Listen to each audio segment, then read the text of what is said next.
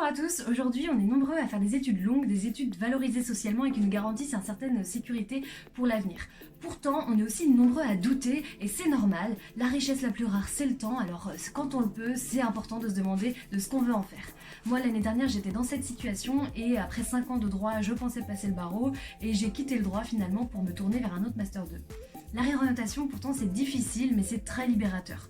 Ça demande juste beaucoup d'honnêteté avec soi-même et je vais vous partager les 9 réflexions qui m'ont permise d'oser changer et aujourd'hui de me sentir totalement à ma place.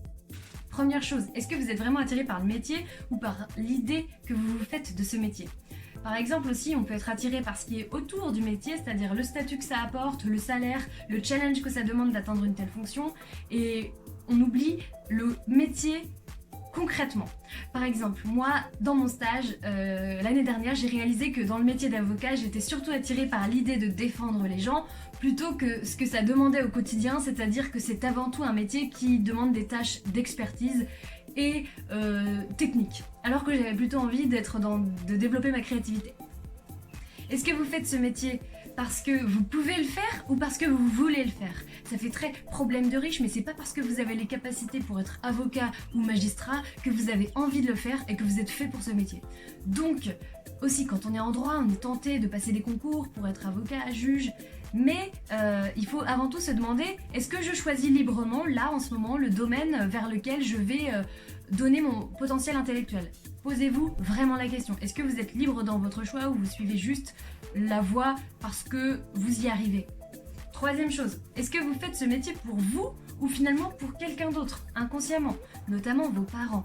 Vos parents ne vous encourageront pas forcément à aller vers un domaine, un milieu qui a moins de débouchés en apparence. Et pourtant, si vous êtes fait pour ce métier, vous serez meilleur dans ce métier, vous aurez plus de chances de trouver un job et de bien le faire.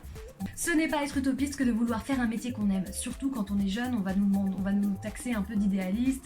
Le travail c'est pas forcément la fête, mais c'est pas parce que certains ont décidé d'accepter d'avoir un métier qui n'était pas forcément épanouissant pour eux que ça doit être votre cas.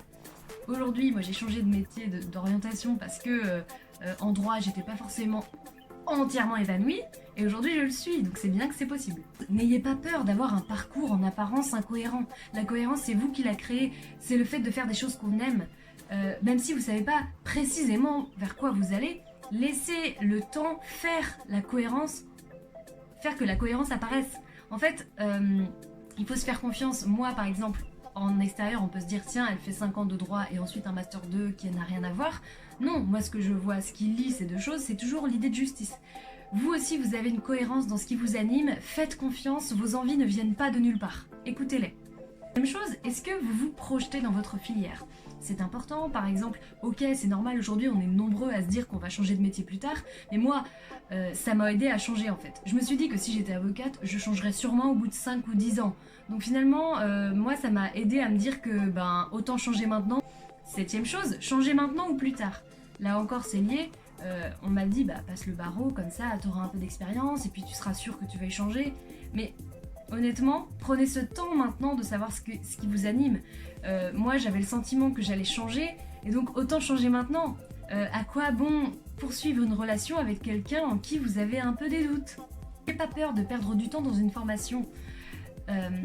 N'ayez pas peur de reprendre les cours si ça demande 3 ans, 4 ans. Qu'est-ce que c'est sur toute une vie?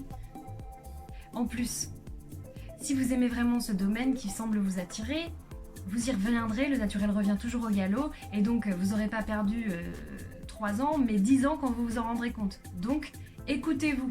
9e chose, vous avez peut-être le sentiment que vous n'avez pas de plan B précis, et pourtant vous en avez peut-être un. En fait, vous avez un domaine qui vous intéresse, rassemblez les mots-clés de ce domaine, regardez les offres d'emploi qui s'y rapportent et vous pourrez voir, ça sera un bon test pour voir si c'est vraiment des missions qui pourraient vous plaire. Et surtout, allez sur LinkedIn et tapez ces mots-clés, vous trouverez des offres et des profils. Envoyez des messages aux personnes qui semblent avoir un profil qui puisse vous plaire. C'est ce que j'ai fait l'année dernière, j'ai envoyé un message, ça m'a pris 5 minutes, je l'ai envoyé à plein de personnes. Et ces personnes m'ont parfois répondu, parfois pas, mais quand elles m'ont répondu, ça m'a beaucoup aidé, on s'est ensuite appelé et ça a confirmé que j'étais attirée par un autre domaine. Et donc c'est grâce à ces appels que j'ai pu changer de voie plus sereinement. Donc osez, n'ayez pas peur, les gens sont contents de parler d'eux, donc envoyez des messages, profitons des réseaux. Voilà, je vous souhaite une belle journée, bonne réflexion, surtout si j'ai oublié des points importants, mettez-le en commentaire et j'essaierai d'en reparler ou de vous répondre en message privé avec grand plaisir si je peux vous aider. Bonne journée et bonne réflexion à tous.